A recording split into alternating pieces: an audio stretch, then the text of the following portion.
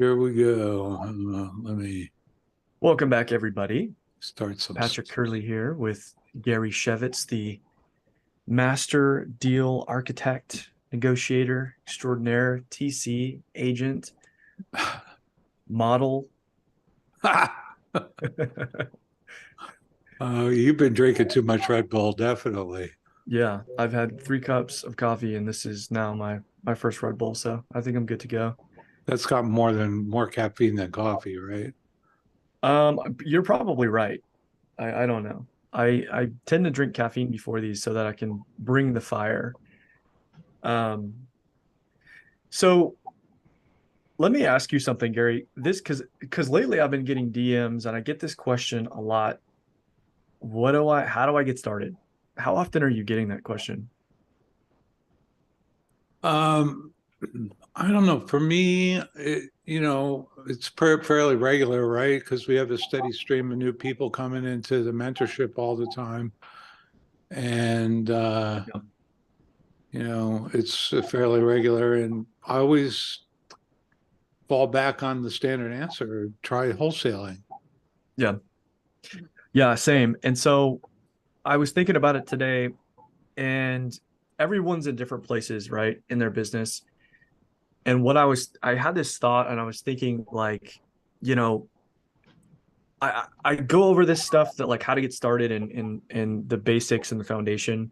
And sometimes I worry that if I go over that, people are going to get bored of it. But then I realized that even the most advanced real estate investors, entrepreneurs, athletes, they're always training the basics. They're always going over the basics. So what I thought I'd do to start off today would be to talk about my opinion on really how to make money in real estate, how to do it quickly and effectively, and the stages that there are to the game. So I kind of wanted to break that down. And then, guys, if you've got questions, because I'm going to be kind of like doing my own thing, or not doing my own thing, I'm going to be focused on this thing. Um, I would hold them, write them down, because I want to answer as many questions as we can in this Zoom, and so does Gary. All right, guys. Do I have the ability to share? I do. That's fantastic. So I was thinking about it today, and really the way that I look at this is becoming rich versus wealthy. And what do I mean by that? Well, I mean making money versus acquiring assets. And that's how I think of it. And so I think most people starting off, depending upon where you are, but most people, they're trying to make money, right? And you should really focus on this first, in my opinion. And I'm bringing this up because a lot of people, there's so many shiny objects, right? We're in creative finance. Oh, sub two, that looks so cool. I want to focus on that. I want to do this, that. But really, you should be focusing on what makes you money the quickest and most effective way, right? And in my opinion, it's wholesale, like Gary said. And you have really 2 categories here. You've got cash and creative.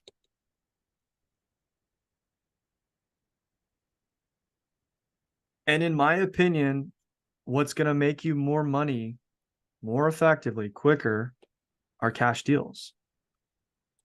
I think this is where most people should start. This should be the first thing you do, or you should be doing both cash and creative with a focus on cash. Now, you can only do all of this if you do it with focus and consistency, right? But how? Really, this is the biggest question, right? How do we do that? How do we become consistent? And this seems so basic, guys, but I see it all the time. I've had over 30 people on my team, and we're now down to like 10. Okay. How did I lose people? Because it's a misunderstanding of what motivation is. Motivation equals clarity. Let me give you an example of what motivation is not. When you guys hear Pace tell a story about him picking up a 50 unit deal and he's making $45,000 cash flow monthly and he's zero out of pocket, you're like, mind blown, right? And you get this sense of you're moved by it. Like, wow, he just did that. That's possible. That is not motivation. That is inspiration. And inspiration is the presence of possibility. This is not motivation, guys. And why I say that is people say this to me all the time. I'm having trouble staying motivated. And it's not because they're not excited. It's because they're relying on inspiration to drive them through their business. And that's not what motivation is. Motivation is clarity. So how do you get motivation and keep motivation? Number one, you got to have goals. And they got to be clear. I want to invest in real estate is not a goal. What do you want to do? How much money do you want to make this week, next week, the week after that, this month, this quarter, this year, next year? I was listening to a Zoom that Pace was holding, and he was talking about his 5-year goals with extreme clarity. This year, I'm doing this much money. We did this many units, so on and so forth. Next year, this is my goal in year 5. Like, he's got it mapped out, guys. Right? Clarity with those goals. Output. This is what kind of actions are you taking? And this is a huge one because people get stuck. Oh, I just don't know what to do. Right? Number 3 is the outcome. These are all things you need to be looking at and keeping track of. What results did you get from that? And guys, results doesn't necessarily mean cash. Results doesn't necessarily mean a closed contract. It means anything. I made this many, I dialed this many people, this many people picked up the phone. I spoke to this many people on this day. I had a conversation for this long. This is the average talk time that I had. This is how many conversations I had in a week, so on and so forth, right? What kind of results are you getting? Number 4 are your KPIs, which is key performance indicators. And this translates into conversion rates. So we just did a campaign in my team where we were doing cold outreach to agents, and this was completely blind. It was just pull information off the internet and text them. Okay. And what we found was 3% of agents, by the way, our data, meaning our accuracy on this was like 98% accurate in terms of contact info. 3% of them said, yeah, I'll get on the phone with you. The other 97% said, F off, stop, or I'm not interested, or they just didn't respond. And 1% of them, 1% brought us opportunities. Okay. So that's why, how do I know all that? Because I'm measuring everything. Right. Now, once you have this 1 through 4 here, what you want to do is you're constantly recalibrating. Hey, I want to interrupt you a minute. Yes, please. So let's dive a little deeper in here. Sure. First of all, I wanted to share something. I'm going to take the screen share away for a minute. Yeah, no problem. And I mean, I think everybody here is familiar with that TV show, America's Got Talent. Yep. Let's see if I can pull this up here. Did you ever get on there? I thought I had this loaded. I'm pretty sure I voted for you. Oh, you did, huh? I just wanted to show you this guy. He was a contestant this past week. Now, this guy has no legs. None.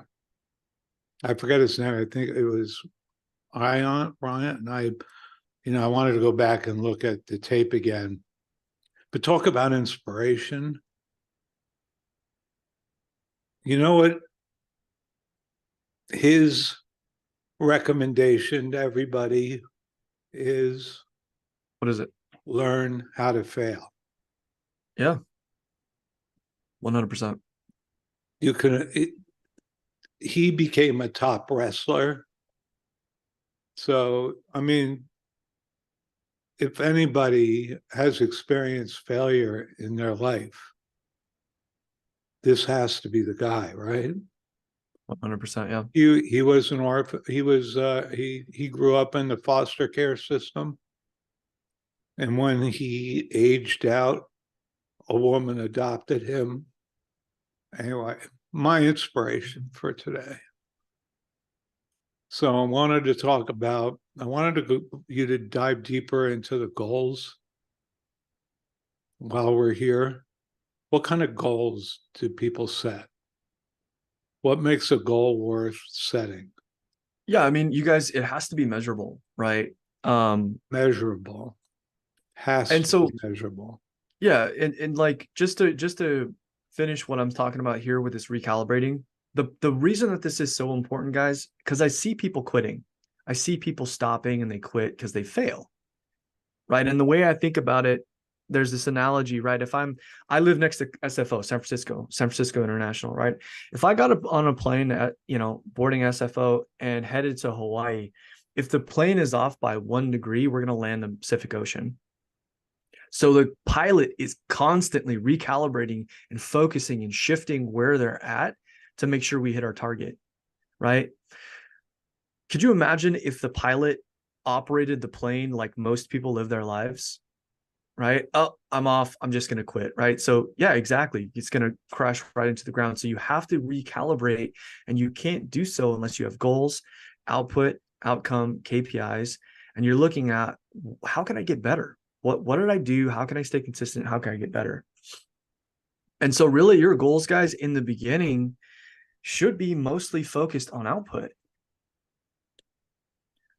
I'm going to make calls every single day this week, and I'm going to make 10 calls. That's my first goal, right? And you're going to measure that. Okay. And then once you do that, you can look back on that week and go, what happened out of those calls? Right? Is there a way for me to increase my conversions? Can I get more people on the phone? Can I get more people to stay on the phone for me longer? And then you look at the bottom here and you ask yourself, well, how can we recalibrate? How can we increase these numbers? How can I do more calls? Right? It sounds very simple, guys, but this is where people quit because they have no feedback loop built in. Right? So that all being said, you have to decide that you're going to take action. And really, like, I look at this as levels, right? And level 1 is the parking garage. Literally. Right? You're in the parking garage. And if you're in the parking garage, you haven't done 2 things. Number 1, permission. You haven't given yourself permission to believe in a goal that is compelling. That's something that gets you up in the morning and keeps you up at night. You have to give yourself permission. I hear people saying, well, I just don't know enough. And I reply with, well, how much would you have to know to get started? It's a silly notion. It's a silly idea, right? I'm not smart enough. Okay, well, how smart would you have to be? I'm not young enough. Okay, well, how young enough would you have to be? All of those reframing sentences, when you think about it, doesn't make any sense at all, guys. The second thing besides permission is you have to commit. And this is where people quit. I want you to imagine for a second, you're on your way to your W-2, you're driving your car and you get a flat tire. What do? You change it, right? Or you call AAA, you do something, but you go to your job because if you don't, what's going to happen? You're going to get shit canned. If you treated your real estate business like a W-2, most of you guys would get a deal in the next week. Period. Right? And so I'm coming at you a little aggressive here because I've experienced this, guys, in my own team. People quit. Oh, it's hard. This isn't what I thought it was. And it's like, well, I mean, go back to your W-2 if that's what you want to do. That's fine. But you have to get real with yourself. If you commit, that means if you get a flat tire, you fix that thing and you get on the road and you keep driving, you will get results and you will get out of the parking garage. Level 1 is everything that we just talked about, this stuff. You have to be consistent. If you are not consistent, you're going to get nowhere. So consistency, 10 calls a day minimum, guys. Minimum. If you don't like making calls, I don't know. slap yourself in the face, do some push-ups, jump in the cold shower, do something. You have to figure out what motivates you. You have to figure out what gets you to move. Now, let me see in the chat right now, how many of you guys think you could handle 10 calls a day? Say yes. Say no if that's the truth too. Yes or no, guys? Can you handle 10 calls a day?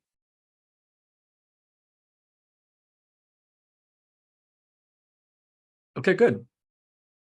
That's what I want to see. It sounds simple, yeah, guys? Say, now, how many of you think 10 calls a day doesn't sound enough? Doesn't sound like enough? Say true. If you don't think it sounds like enough, say true in the chat. Not enough. See, 5, true, true, true. Everybody's like, not enough.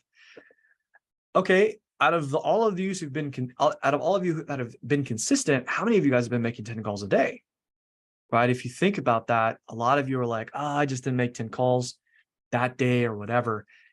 Again, you got to set this goal, because if we break this down, if we really look at this mathematically, 10 calls a day, if there's 4.3 weeks in a month, you're looking at, if you're only working Monday through Friday, you're at 215 calls in a month.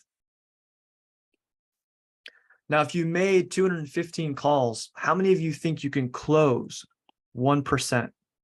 That's a super small number, guys. If you closed only 1%, you would literally be closing 2 deals and be making anywhere from, I would say, I forget what the thing is. I think it's like 4K max, right? 45K max. So that's 9K. And let's just say 4. You would be making 4 to 9K a month just in your real estate business. And all you had to do was do this one thing, this one simple thing that seems really easy, but for whatever reason, we're not consistent with. Is this making sense, guys? In the chat, let me know. If you feel like this is making sense and like you're getting something from this, say yes.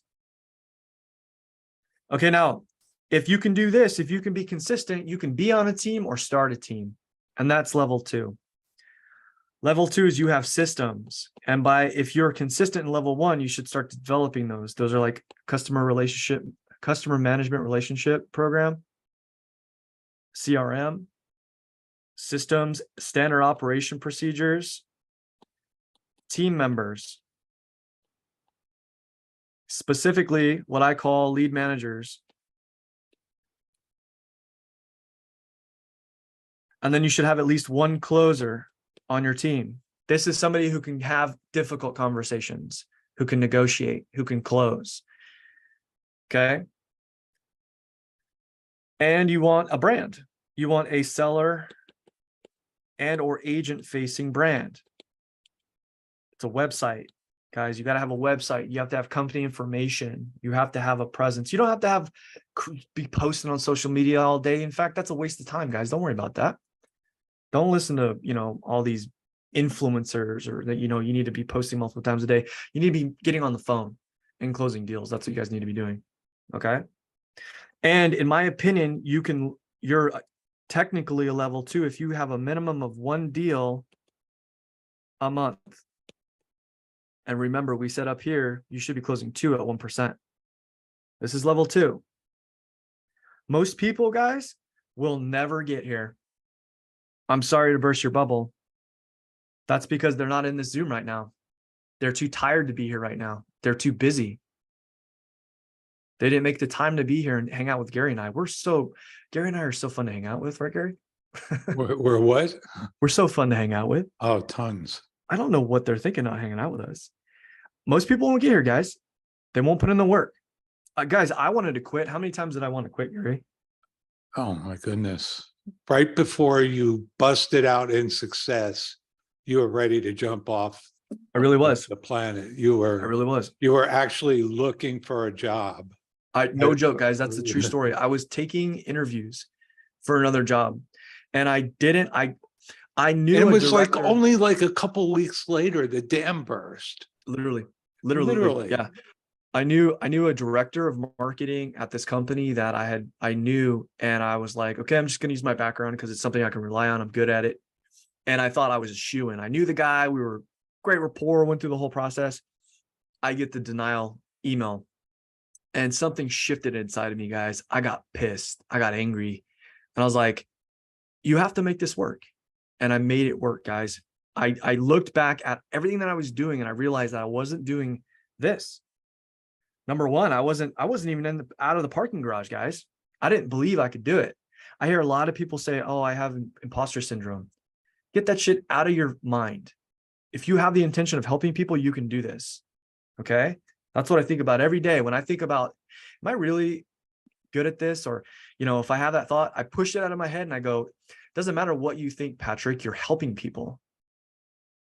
Okay. So level 3, this is advanced, but we're going to go over it anyways, because everybody's at different places. And I'll tell you right now, I'll be honest with you guys. Right now, this is where I'm at in my business. We're here. We're doing multiple transactions every month. We have systems and SOPs. We have a brand. We're actually doing joint venture deals now, which is extra revenue. And we're right in the middle of rebranding, building another website, and we're in talks with marketing companies as we speak. And as I'm on this Zoom with you, I have team members texting and making calls as I'm talking with you guys. Okay. So level 3, this is when things get, way more advanced.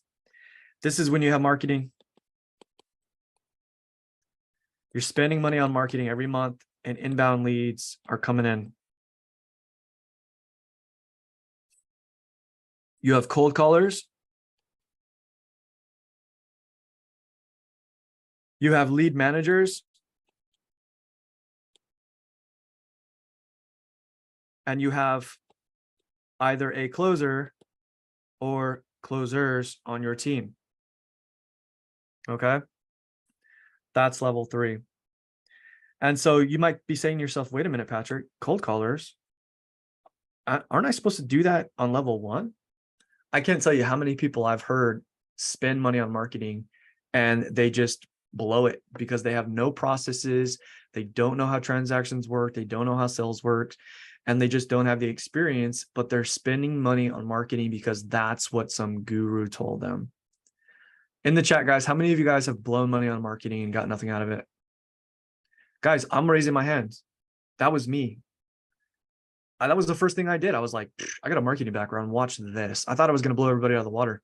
And I burned through money, guys. You got to start at the beginning.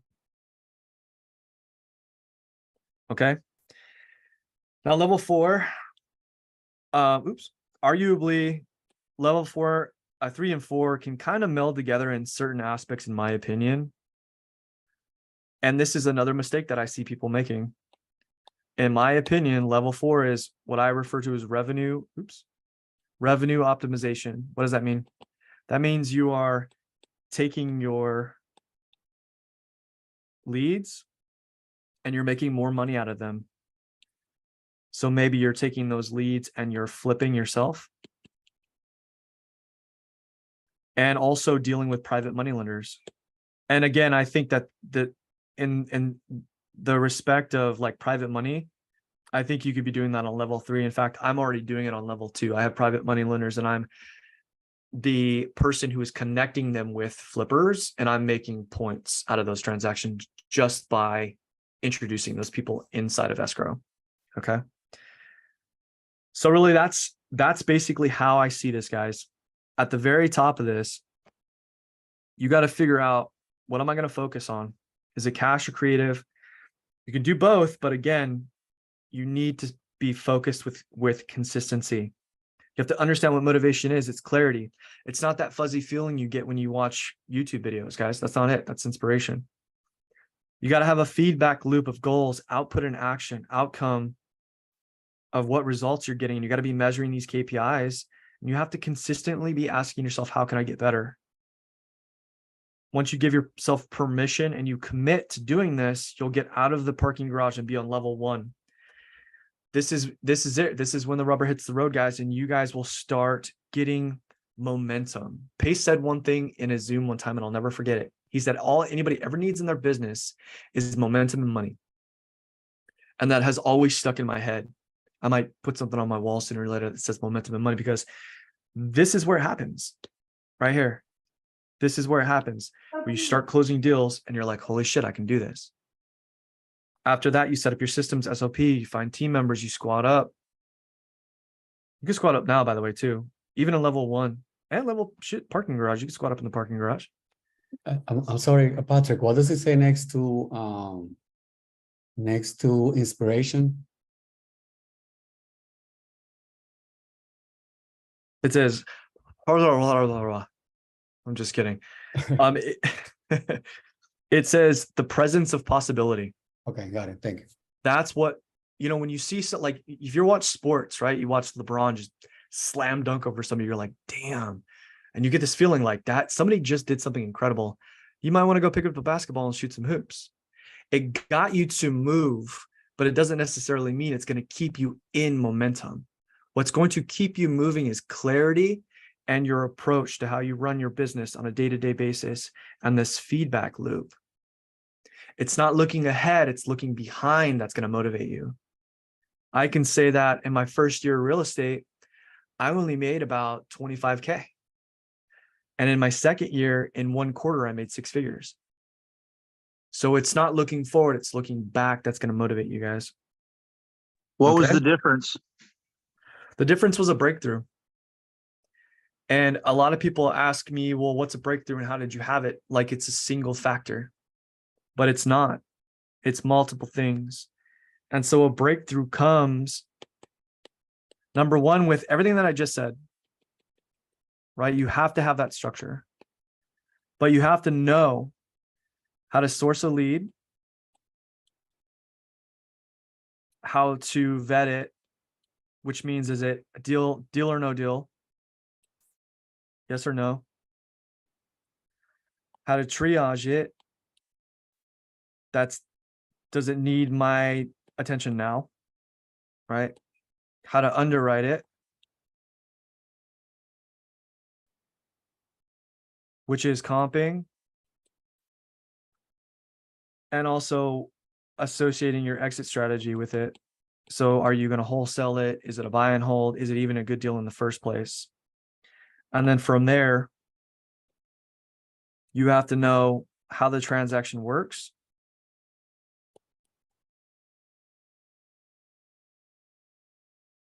And then you have to be able to know how disposition works. Oops. So by disposition, I mean how to find buyers and sell it to those buyers. Once you know how to source leads consistently, vet them to whether or not they're even a deal in the first place that's worth your time, figure out when they need your time, underwrite it, comp it, figure out what kind of exit strategy you need to do. Oh, I didn't put negotiate in here, did I? Negotiate. Then the transaction, then dispo.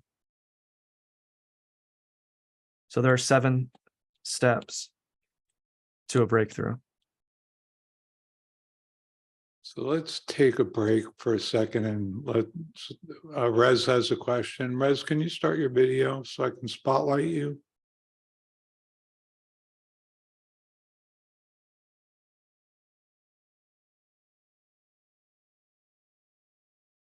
So what's up, Rez?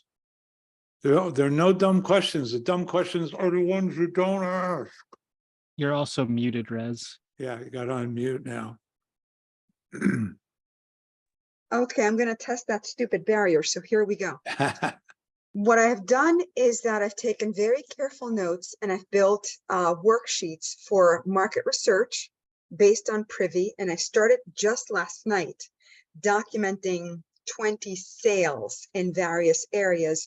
The purpose of that exercise being learning what is a good deal where.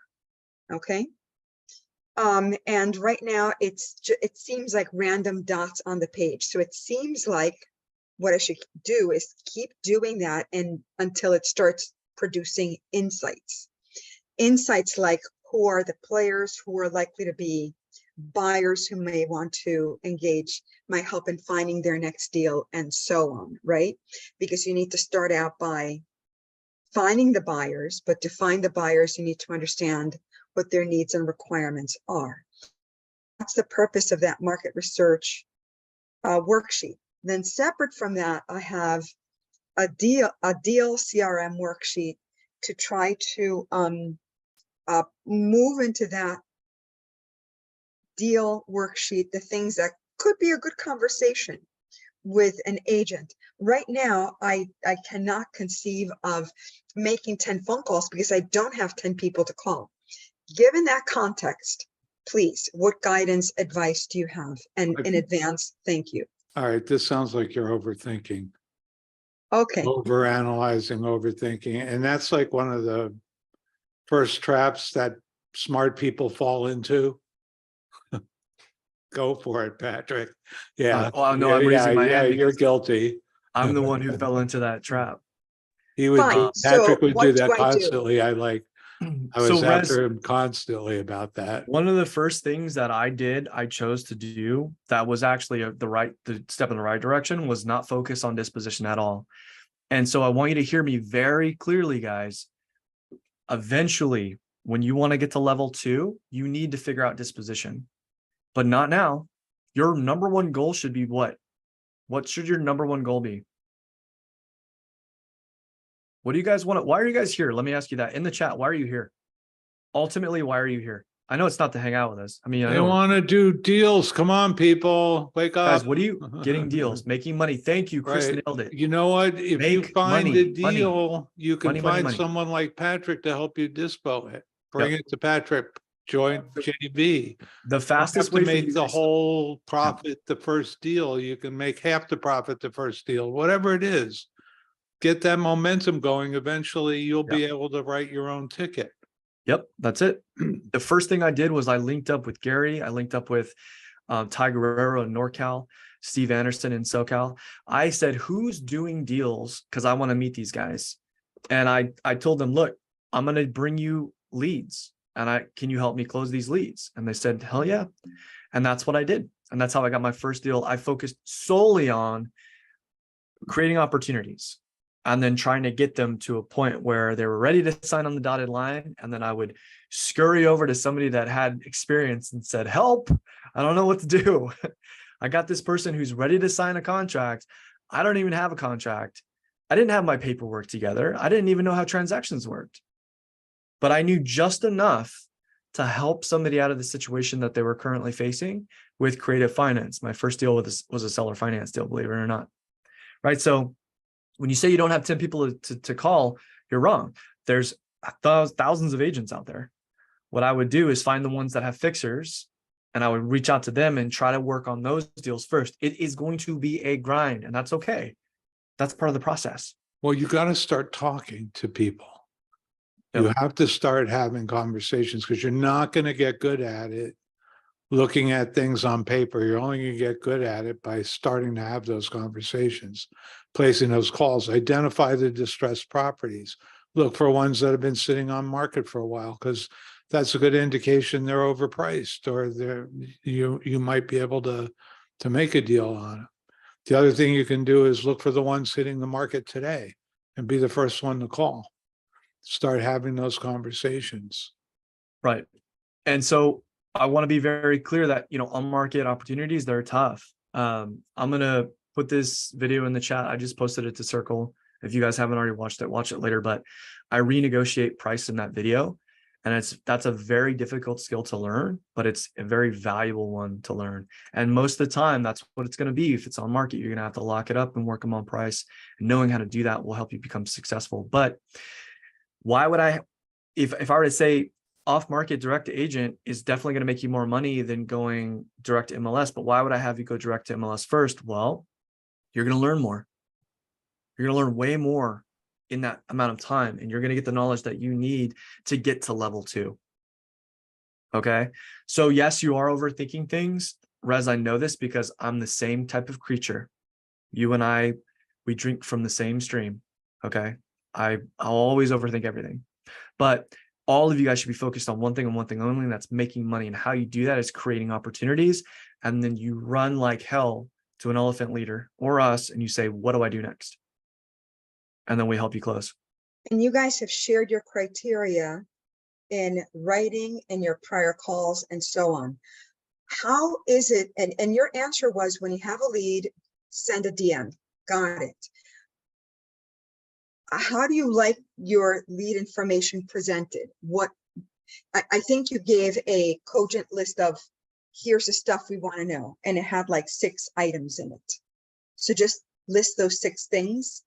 Guys, if you're listening to this, what she just asked is extremely important because even my team members now that have years of experience will mess this up. I want you to write this down if you've got something to write with, or if you've got a notepad open on your computer. It's COMPT, C-O-M-P-T,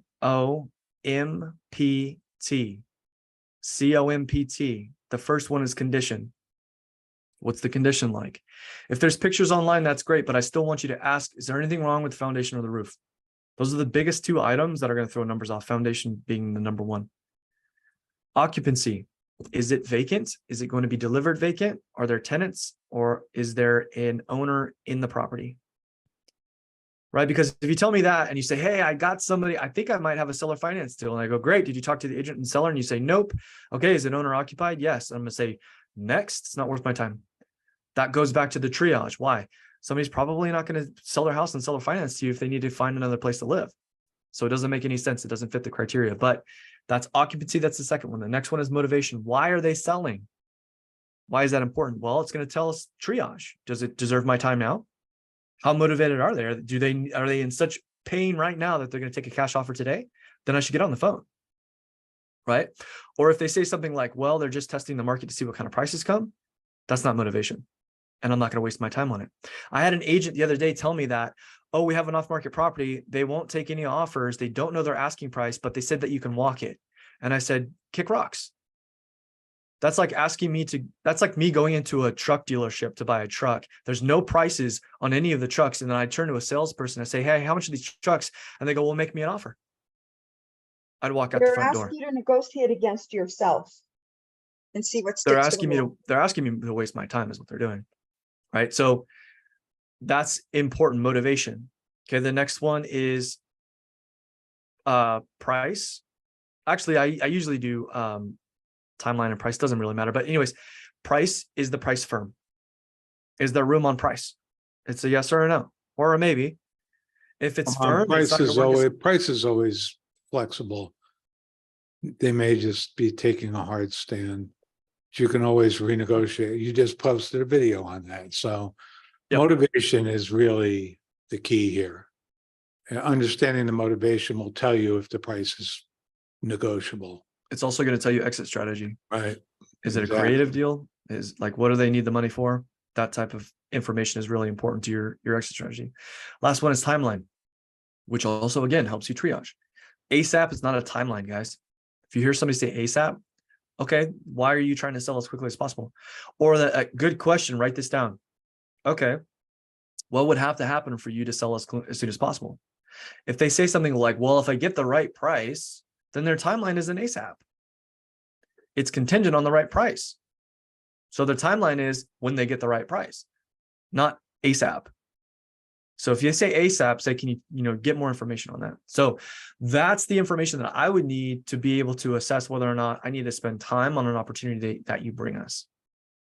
Rez, Now, let me ask you one question here. How much motivation are you capturing with your current analysis? Not. is the Okay, true okay, answer. that's it. Nothing, right? You're Yeah, not really, because- I mean, you might guess that house being in bad condition, but people live in houses with bad condition for years on end. So that just proves the point. The most important thing you need to know cannot be learned through the kind of paperwork analysis you're doing.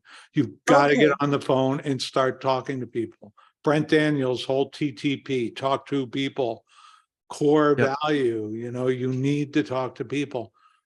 Anyway. Yeah, and so like Rez, one thing I'll say, and I'm just interpreting you because I can relate to how you're operating. Okay.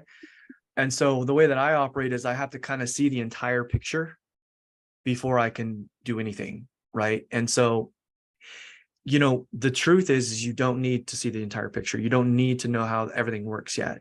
Like I said, my first deal, I didn't even have paperwork. I found somebody that did. I didn't know how the transaction worked. I'm still learning to this day, guys. I learn something new every week. Okay. Gary just taught me something new on a live Zoom inside of PropStream I didn't know. you could change filters. I was like, oh, that's cool. I Okay. hear clearly the guidance of talk, talk, talk. You're not going to get anywhere unless you're talking with people. Well, you Okay, can't, I you believe- can't build rapport looking at a piece of paper.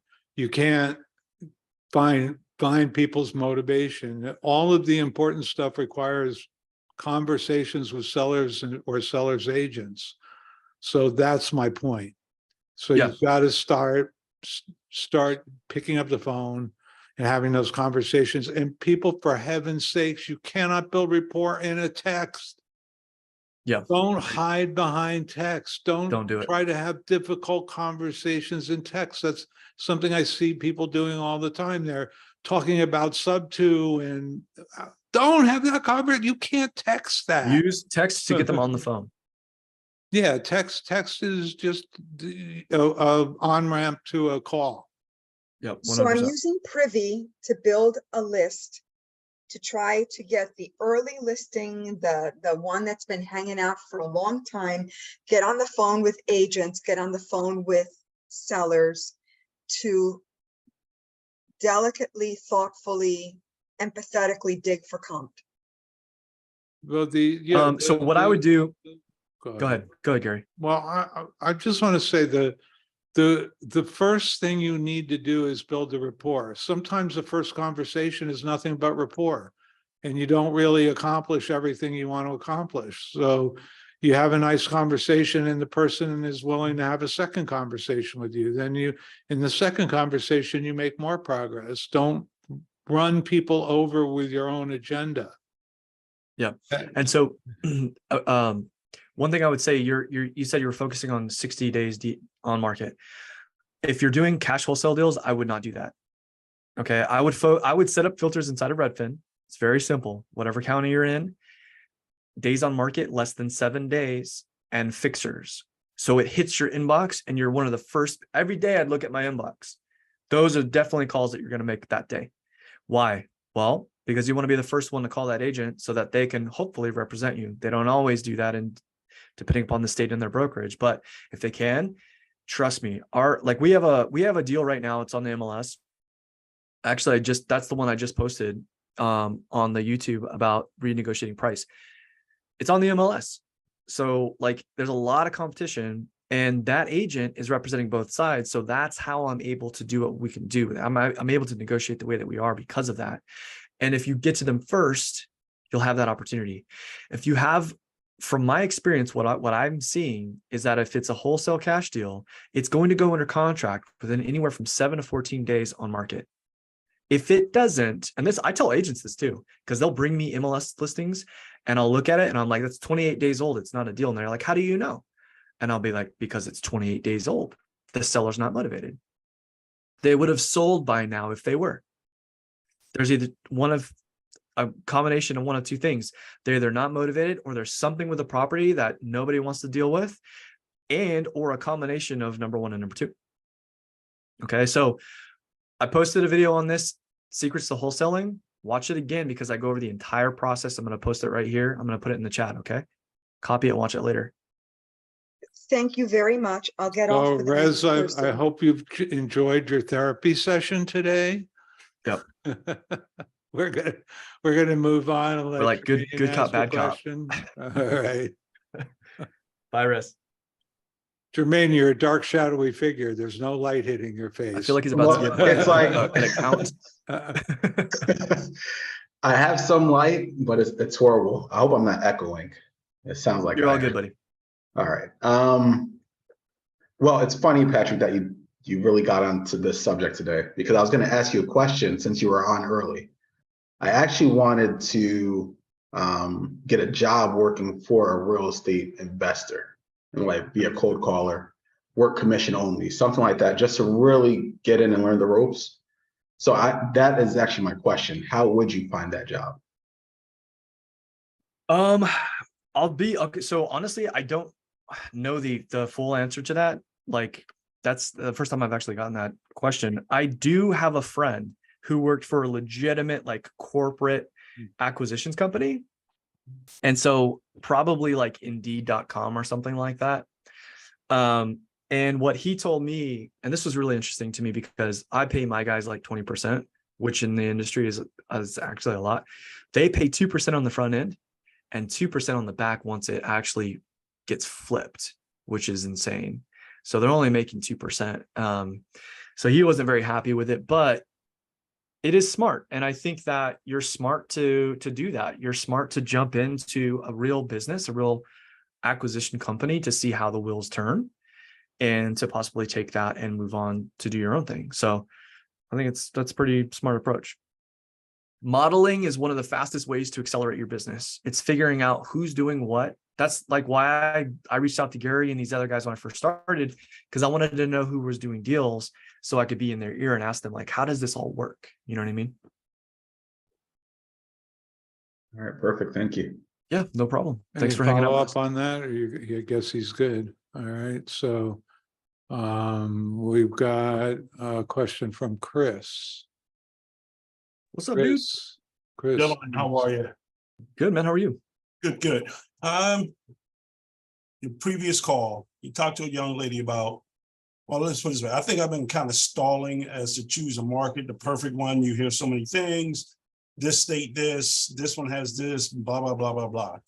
You were saying, and also having boots on the ground. Long story short, I think I just decided, and I just want to know, one, is this too big and broad of an area? I went and did 200 miles out from where I live. I'm in Rockland County, New York.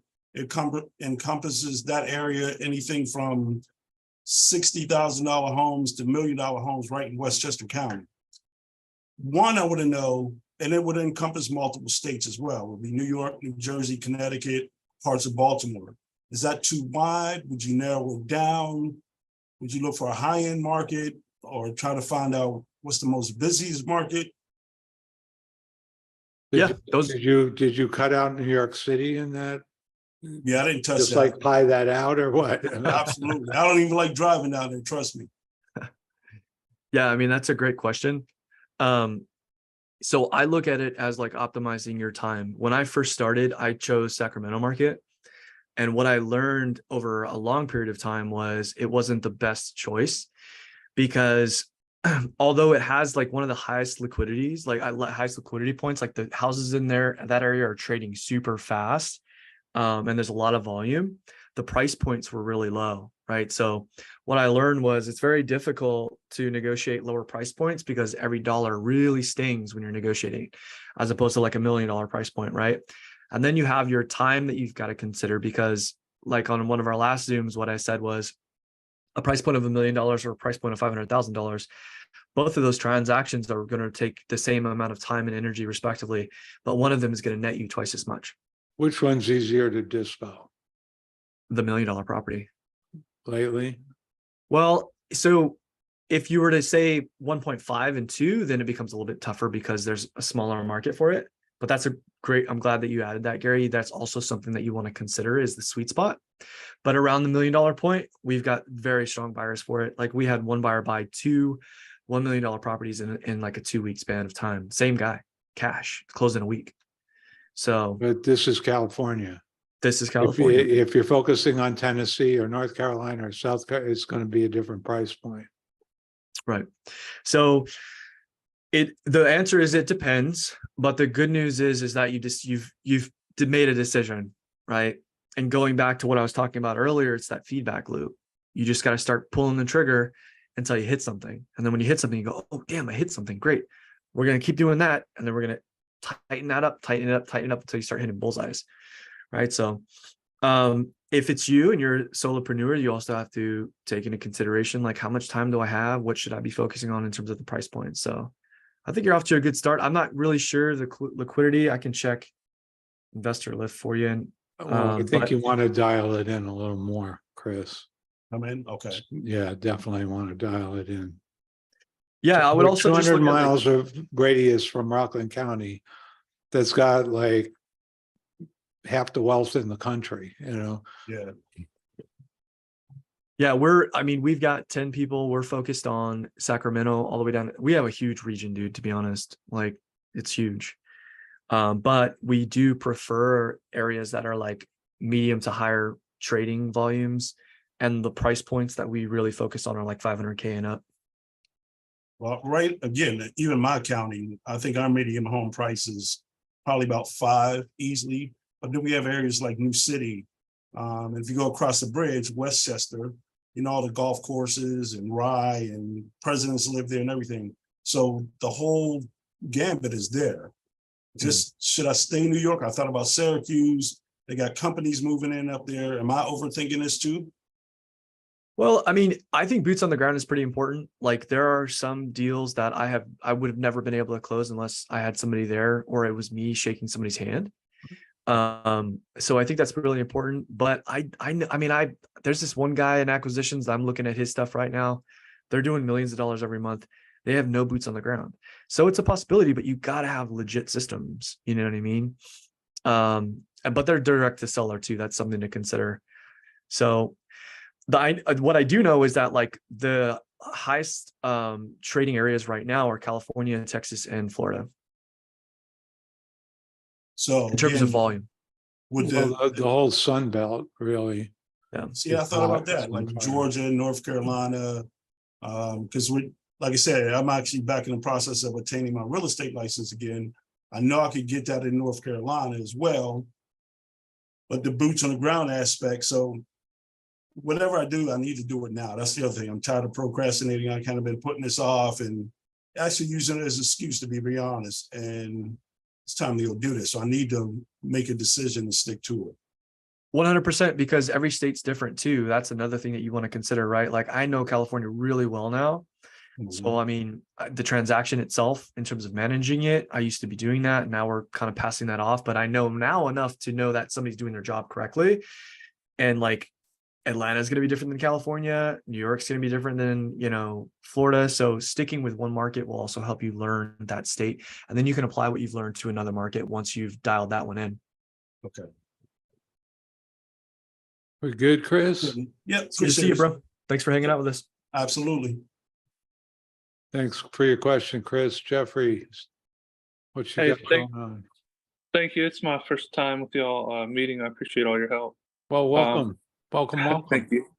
I was listening to the Redfin scenario where you said to do less than 7 days fixer upper. So I pulled that up, and I'm just trying to understand that scenario a little better. You want to show and tell a little, Patrick? You're amazing with Redfin. Well, I'll just make it simple. Do you know how to use the Redfin's filters? Yeah, I just did. I pulled one up. I guess you can't see that though. I can, and I don't need to. You can switch back over to your face. That's fine.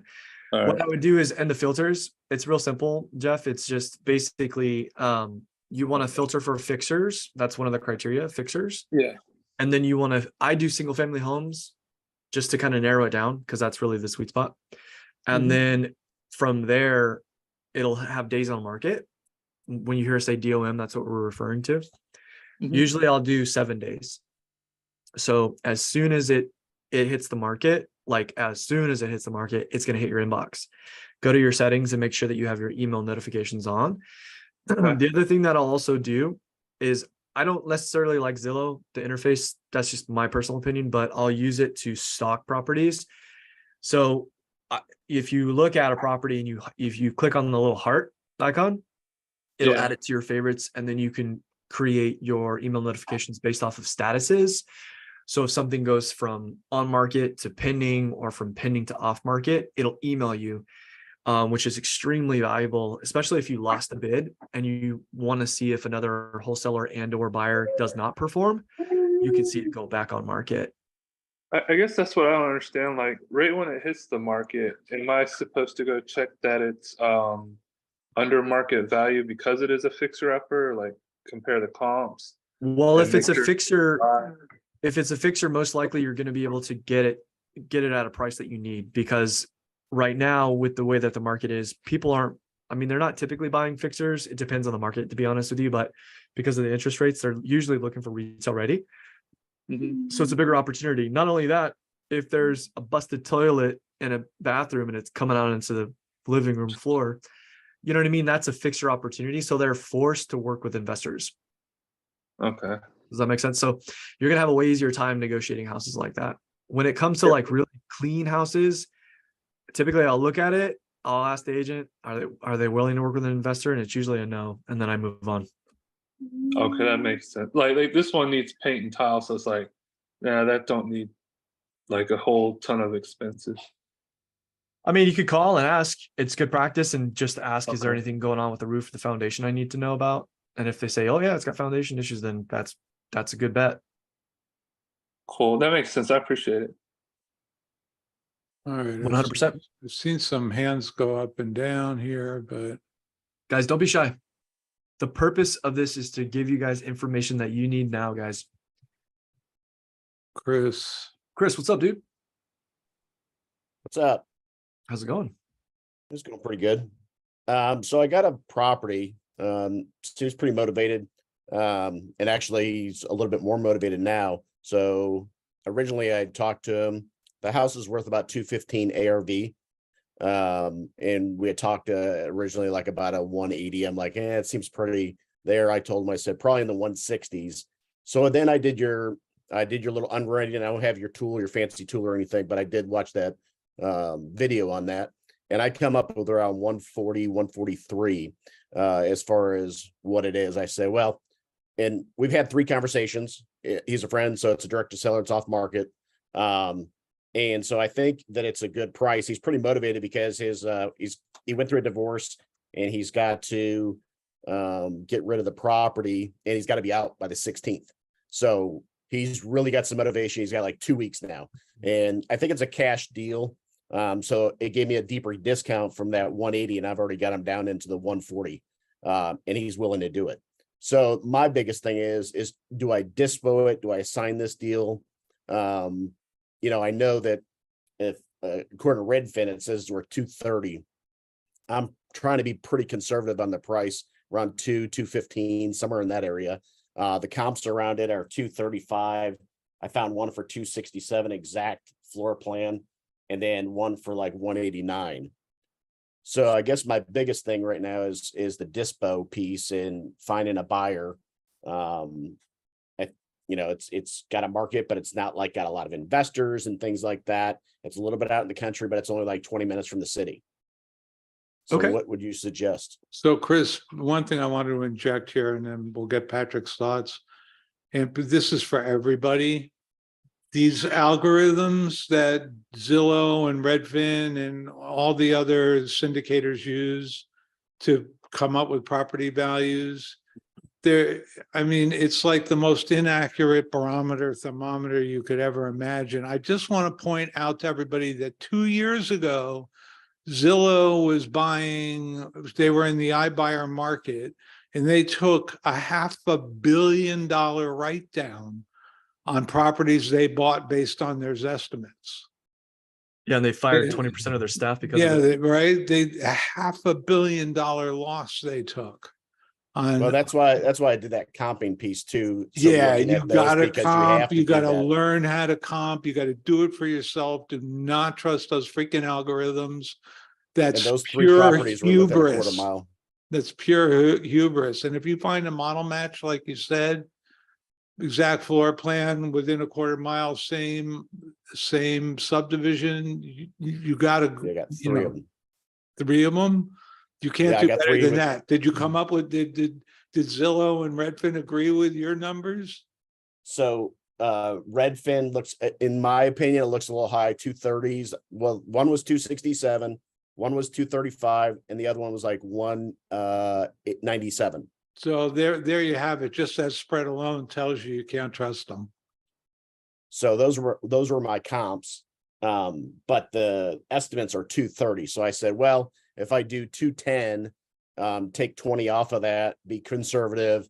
If I take it and go even to 200, 140 seems a pretty decent price. If it was a cash deal, wouldn't be a lot of holding. I could buy it in, so I wouldn't have any holding or anything like that. But then the dispo piece is kind of the biggest thing of getting rid of it. Yeah, assuming that you're correct, you're at about 65% ARV at 210. So that's fantastic. That sounds like a deal to me, assuming you're right. And so guys, if you're not paying attention, drop what you're doing, pay attention, guys. What Gary just said is really, really important. I know it seems like blah, blah, blah. When people hear data, they check out, right? But what he said was really important because you're going to hear people like sellers specifically, when you start going to direct to seller, they're going to say, well, Zillow says blah, blah, blah. Redfin says blah, blah, blah. And you got to be ready for that. And so generally what I tell them is like, oh yes, I can see that here. I have that information in front of me as well, but I have to mention that's aggregated data, meaning that they're taking information blindly. And so let me ask you, Mr. Seller, if you were to sell your house, would you think about getting it appraised? Is that something that might cross your mind? Or if you're purchasing, would you think about getting it appraised? And of course, they're going to say yes. And that's when you say, okay, great, because we use the appraisal standards when it comes to valuing homes. And the first step is we find comparable homes just like yours that have sold in the last 3 months. And we run this criteria. And that's how we evaluate the home that we're currently negotiating. Does that sound fair, Mr. Seller? And then you continue the conversation, guys. What he just mentioned is super, super important, guys. What state is this in, Chris? Missouri. Missouri. Okay. And then, so this is direct to seller? Direct to seller. Yeah, it's a friend of mine. Okay, cool. I mean, we can help you out with it. Okay. We don't have established buyers in that area, but in our area, we usually get a contract, we get our contracts assigned in under 48 hours. So I could hand it over to my dispo manager and we can help you out with it. Okay. Perfect. Yeah. And the good news is that it's direct to seller. So what Yes. that means is that usually sellers, they don't have as good of an idea of how transactions work. And so the timelines are a little bit loosey-goosey and there's not as much pressure to perform in a timely manner as it is with an agent. And, we're not going to they're not going to send us what's it called? A notice to perform. So would I just get the purchase contract and the escrow instruction paperwork signed, and then we use a transaction coordinator to do it? 100%. Okay. Yeah. Hit me up in Circle. Okay. And we'll send me your contact information and then I'll link you up with my dispo manager. Copy that. Thanks. Good work, man. Okay, thanks, Chris. And Lionel has a hot deal on a multifamily for you, Patrick. I know it. Lionel's been Yes. blowing me up on Circle. I know. What's up, dude? Hey, this property that I found today, I just want to know if this is something that you're looking for or something like this. Did you get a chance to look at it or not? Nope. It's a Okay. multifamily. Is it vacant or is it Now, this one here, I have the two. This one here is another multifamily. It is completely occupied. All the tenants are in there. It's a 6-bedroom, 5 bath. It's been on the market since April, and they have it listed for $1,495,000, but they just bought it in 2019 for 1,150. so there's a note on it? What's the percentage?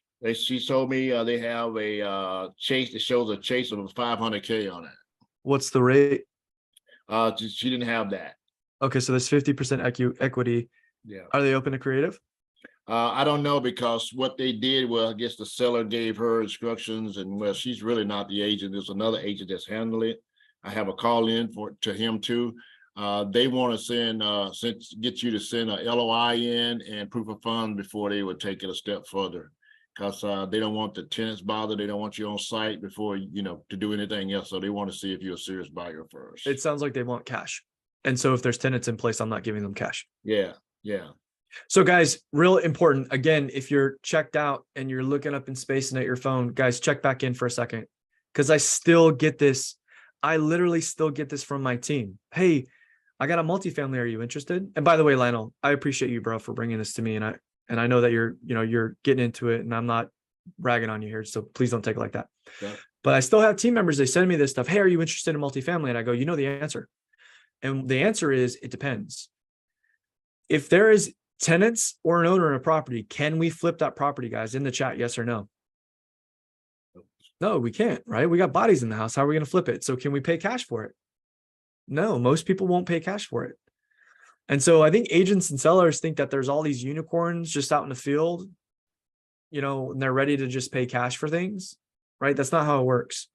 In fact, the investors that I'm working with now, they're liquid for whatever they want to buy, and they will not take a deal like that. Because if there's tenants in place, it's cash flow, and they're asking, when am I going to get my money back? Yeah. If it's a flip, they're asking, how much money can I make? So if there's ever tenants in place, guys, doesn't matter what kind of property type it is, Are they open to creative? If it's a no, great. Are they going to deliver this vacant? That's the next question. If they want to deliver it vacant, then I'm a serious buyer. Okay. Does that make sense, Lionel? Even if it's cash, you're still okay with it? If it's cash, even if there's people in place? No. If they deliver it vacant, it's a cash deal. If they But they- okay. They Okay. have to deliver it vacant.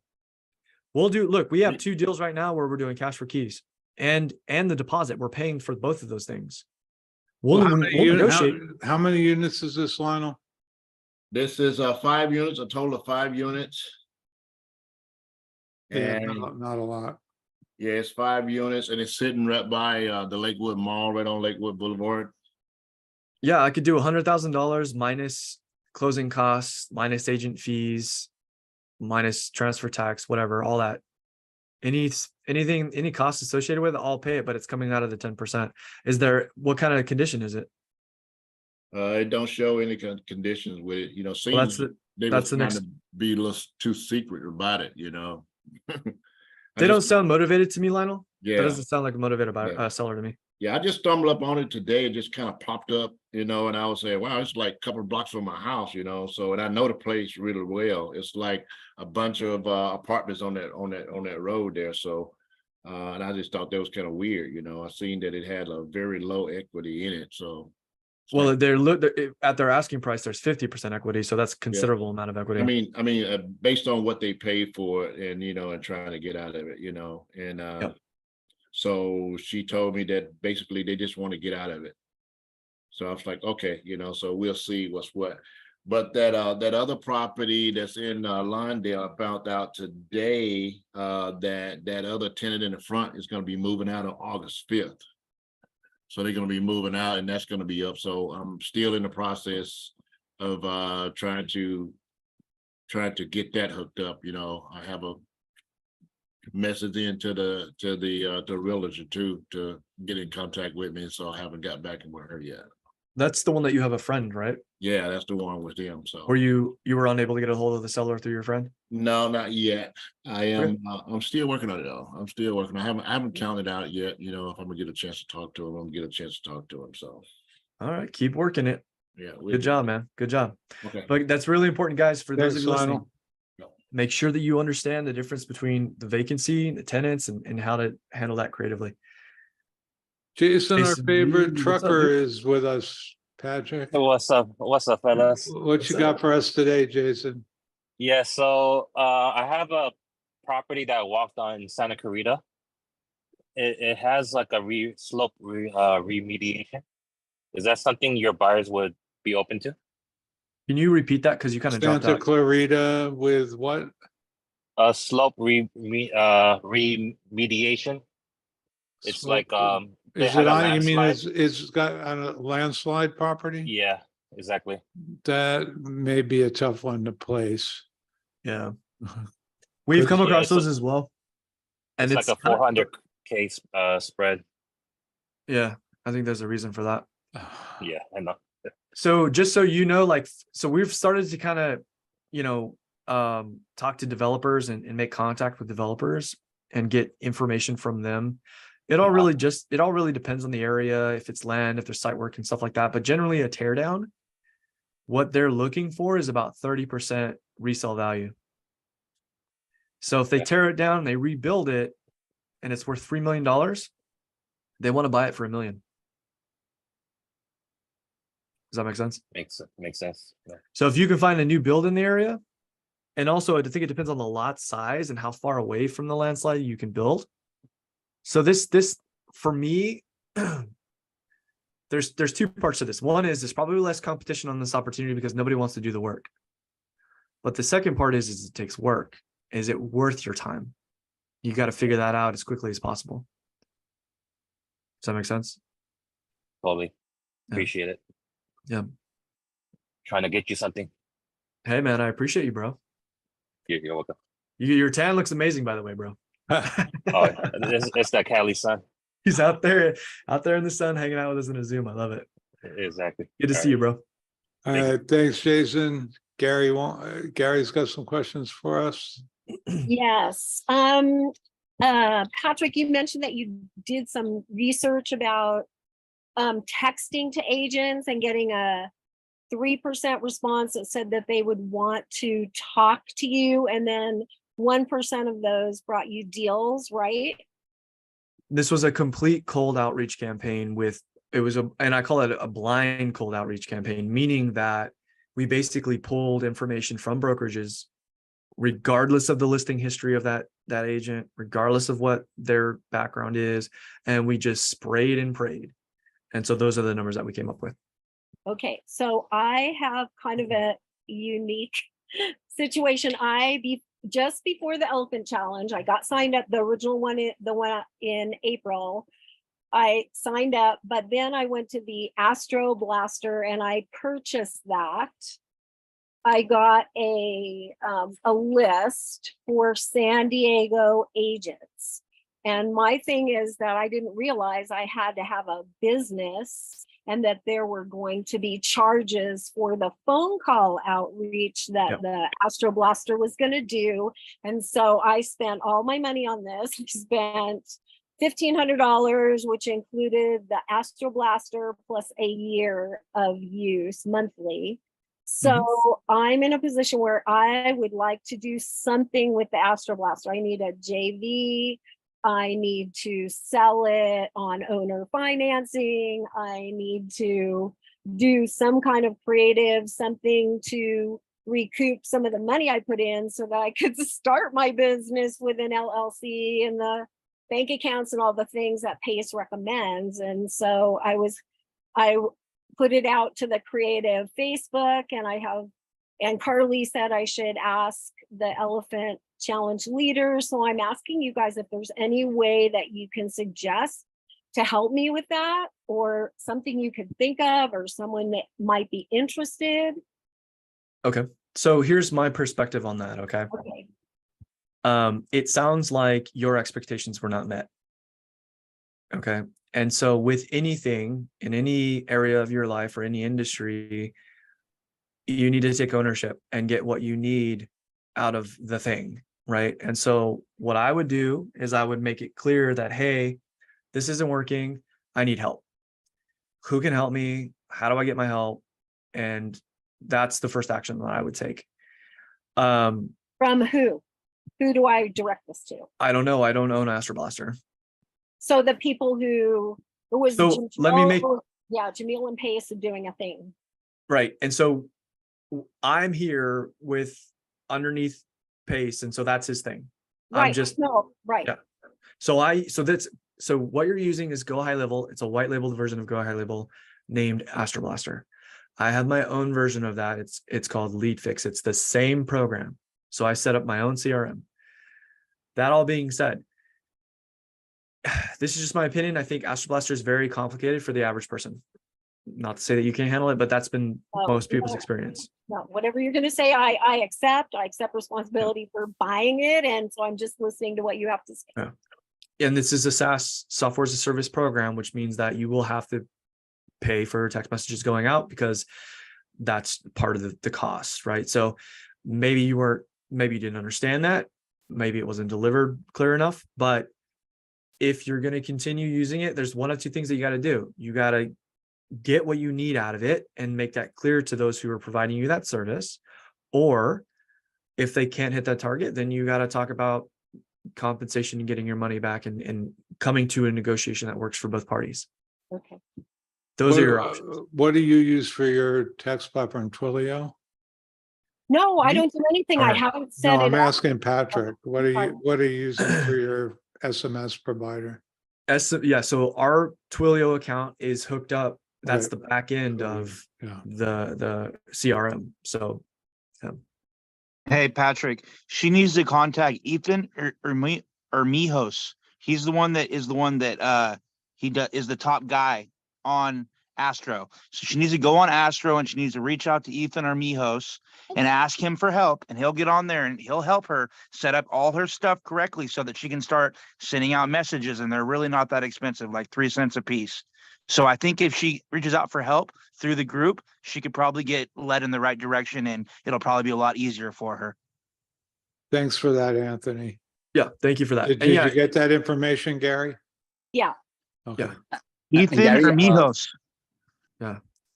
Gary, this is Mono. I can't also have signed up for Astro Blaster, and there is an option like in the bottom of the screen, a chat button. If you click to that, that's also another way, you know, like you can raise a ticket to basically talk to them if it helps. Okay. Yeah, Okay, because I've thanks, never Mo. set it up or anything when I realized you had to have. Yeah, And- there are a bunch of things. I think you may need to reach out to them to get that set up. You know, there are tags and something, you know, like a little technical, which we will not be able to figure out. does that answer your question, Gary? Well, I mean, I appreciate the suggestions. I guess I just have to go to them because it's right now, it's not even something right now, like $60 a month for somebody said they were spending is not even in my wheelhouse to do right now. I mean, I'm working with other elephant leaders. On the Dumbo dial, for instance, I'm taking action. I make agent outreach calls. I am doing, I have a lot of things in the pipeline with Don and Mike, and I'm thrilled to be doing that. And I know it's great to listen to all the elephant leaders. So I'm doing that, and I'm really happy with what I'm doing. I'm very focused.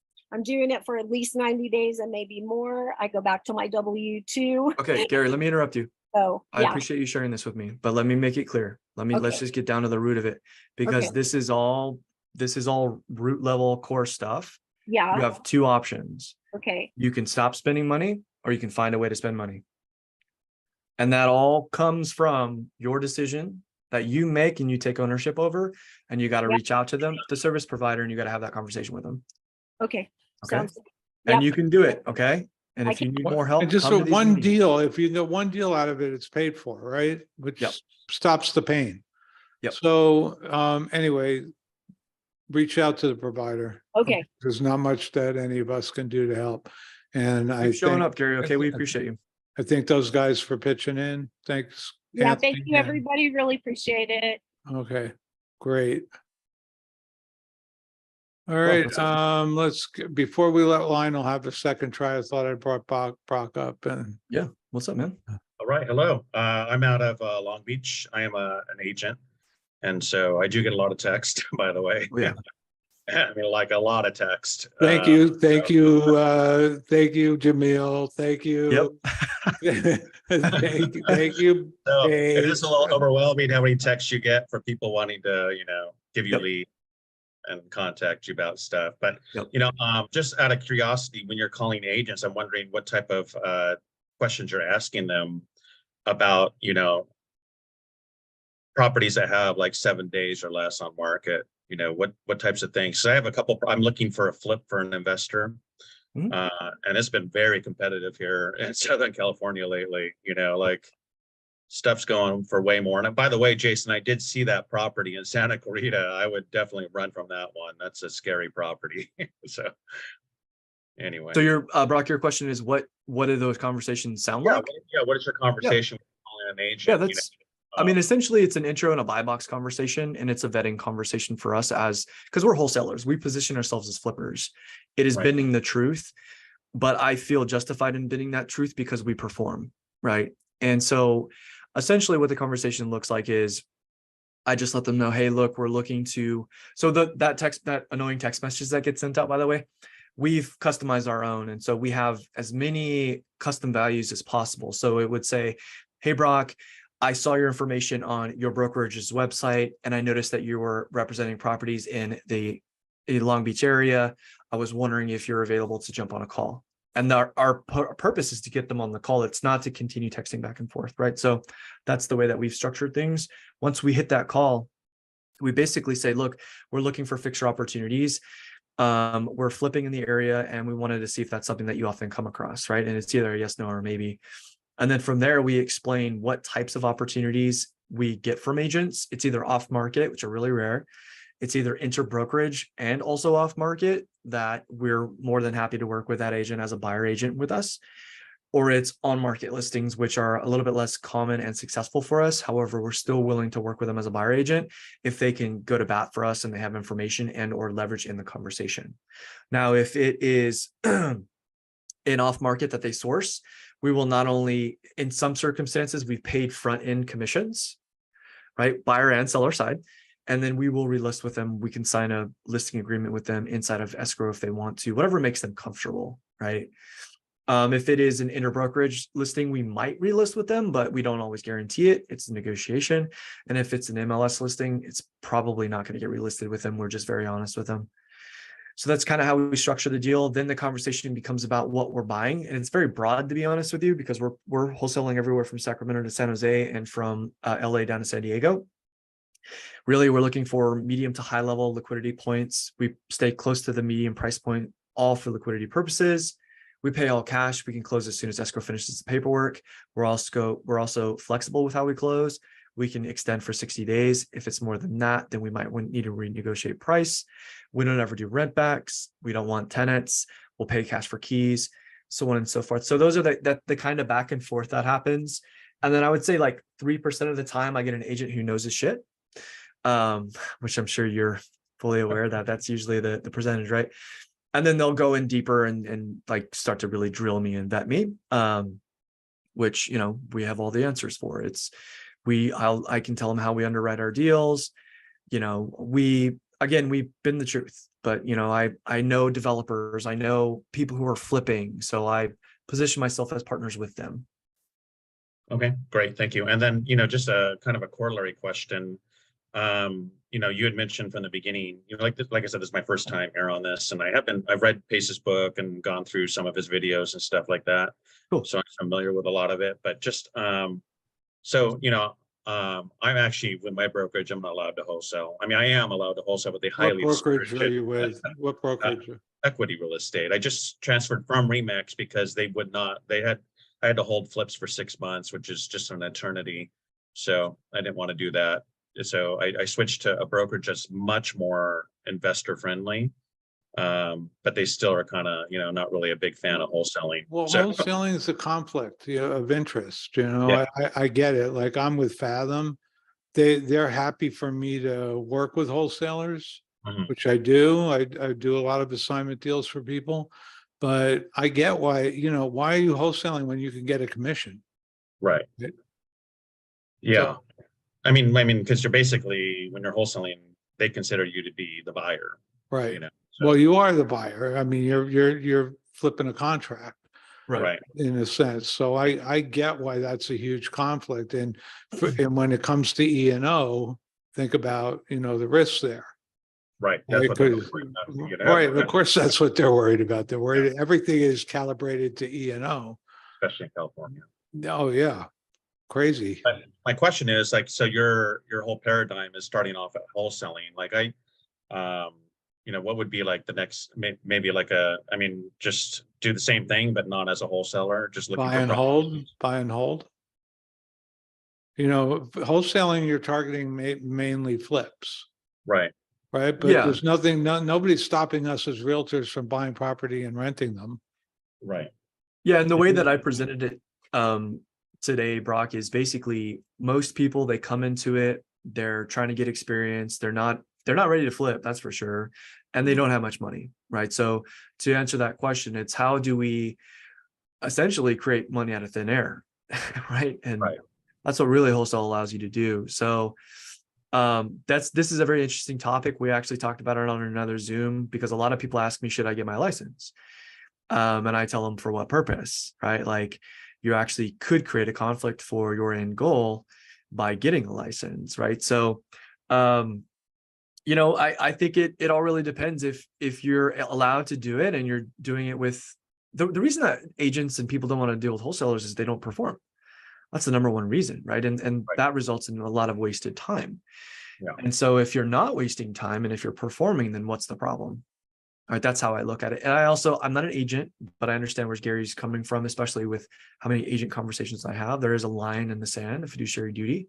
So yeah, you're kind of dancing back and Right. forth. Yeah. That is the big difference, is the fiduciary duty you have to the seller, and then, you know, of getting a fair price. And sometimes those are pretty steep discounts, you know. So Brock, I look at it this way. If you're an agent, if you're a licensed agent wholesaling, and you're working with end buyers at all, you're going to be guilty until proven innocent.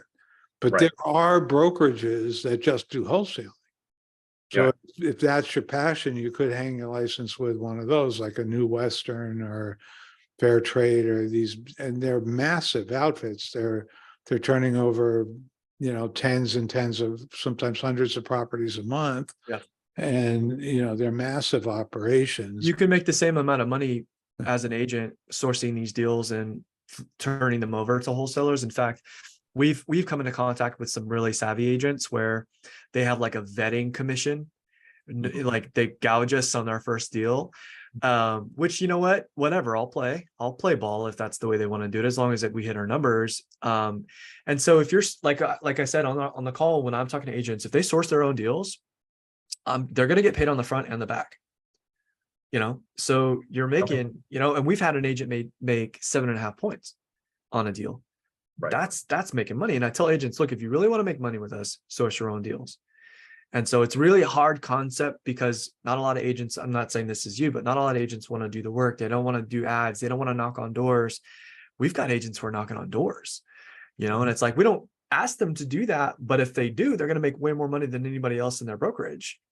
Right. You know, I'll do anything. So I have no limitations of what I'll do. So yeah, and that's it. It's just finding distressed properties. And then really, I mean, if you come to us, we're going to link you up with the strongest buyers in the area. Like, we know who they are. We do deep prospecting. We look at public record. We know what they bought, when they bought it, for what.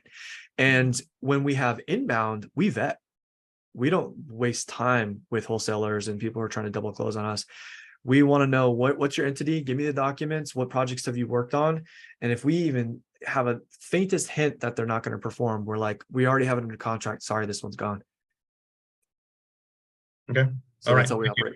Hey, thanks for a great question, Brock. Yeah, it's actually good to have another agent on here. Yeah, hope to see more of you in the near future.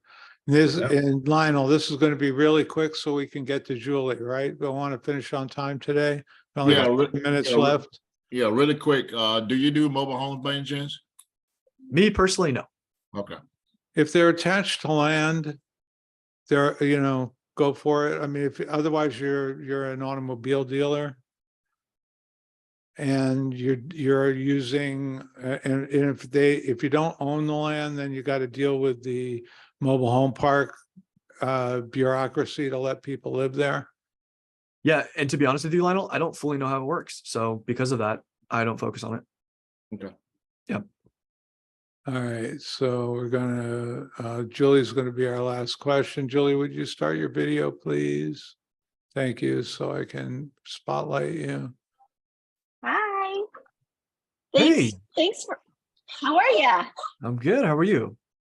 I'm gonna step into a room because guess what? My dog's just decided to start barking for no reason. Sorry Oh, we're about getting that. a tour of Julie's house. That's right. Is this an But inspection? unfortunately, it's not for sale. Oh, too bad. Everything's so- for sale, Julie. It's just the Well, right that's price, right. The right price, right? So not only am I a newbie baby elephant, I would say I'm an embryo baby elephant. Embryo. So I'm I'm super baby. So I'm just wondering, what's the best way to start? Like, Gary, I heard you talking about wholesaling, creating money out of thin air. My ultimate goal is to be able to do a buy and hold, right? And so I'm confused as to whether or not I should be contacting agents based on what I've heard here about, you know, making relationships, or trying to contact sellers to get off market leads. I mean, or I've heard people in the Paces group say, oh, well, they just hand me a list of numbers, right? Julie, let me stop you here. Do you already Okay. have a bank account to put money into buy and holds? I've set up an LLC. Do you already have, I mean, even creative deals where with low entry fees still require some cash to get into property. Do you have a bank account that would allow you to start buying and holding property? So I have, I don't I don't want to know is how a much money you HELOC. have in the bank, but I just want to know No. if you have I money have a that. HELOC, but it's not, so a HELOC obviously isn't cash, right? Well, it's Well, sure it expensive is. cash. Yeah. Right now, it's It's expensive cash. right, right. So I don't think that that's the wisest way to go and grab a property, right? That I'm better off saving the money I need for a down payment. Well, Now, if you that's guys why I'm think asking, I'm otherwise, asking you that pointed question. So if you need to start generating cash, because you mhm, don't to have get it the down yet, payment. then the answer Mhm. is wholesaling is the best way to Okay. start, because everything else is going to require cash. I'm gonna Right. use one of Pace's lines. I think Julie sneezed, or she was a knucklehead and she was late to the meeting because we went over that in the beginning. But that's okay, Julie. I'm gonna post this into the chat. There's 2 videos: secrets to wholesaling and getting started with creative financing. Okay. The reason that I'm posting this stuff, guys, is that like we want to get you guys up to speed, and we've had these conversations in detail, which is totally fine, by the way. I don't mind talking about it, but I want to give you Yeah. these references so that you can check them out and like watch them over and over again. Okay. But I agree with Gary. I think that, you know, there's a saying, you can go broke buying good deals, right? And so even if you have capital, like if you're not making money, you're just going to run out of cash. So wholesaling is a fantastic way to do that.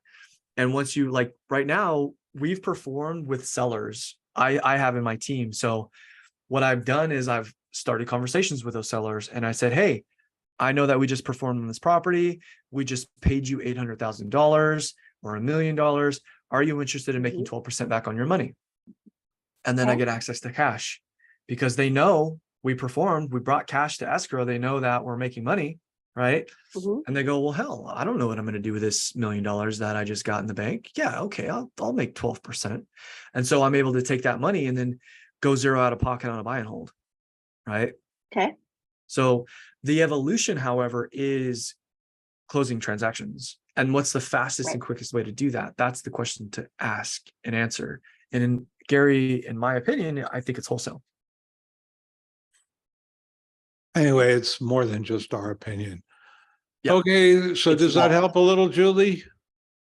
It does. It does.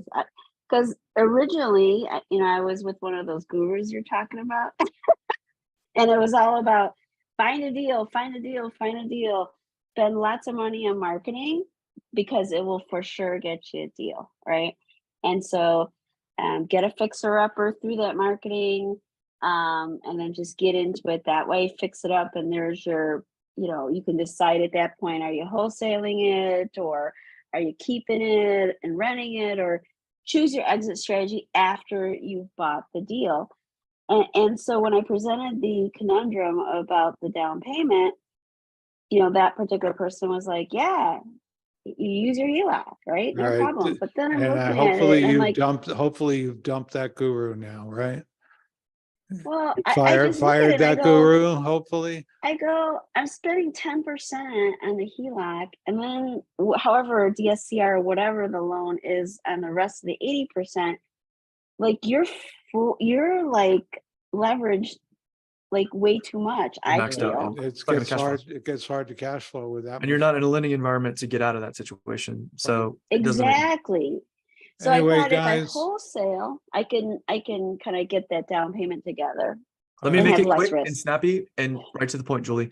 I can almost guarantee that you have not been consistent enough to close the Okay. deal. And where that starts is something that's not going to cost you a lot of money. And I think direct to MLS is the best way to do that. So once you've proven to yourself that you can consistently do that, that's going to help you develop systems. And then, and only then, can you start to implement marketing, because if marketing is working, you're going to have consistent leads coming in. And if you don't have a consistent way to negotiate and close those leads, you're just going to burn through it. Okay. All right. All right. So a little housekeeping here. Thanks. We had to reorganize the events inside a circle. So those of you who signed up for Monday, you need to go back and sign up again. So go back, and if you want to join us for Mondays, remember every Monday, every Wednesday at 3:00. We're over our time limit and I've got other commitments, so we're going to end it here. Everybody, thank you, Patrick, as always. Gary, it was amazing hanging out with you, buddy. And we enjoy hanging out with all of you. Thank you so much, everyone. Thank you guys for hanging out with us. We'll see you Monday, hopefully. See you Monday, Take guys. care. Bye.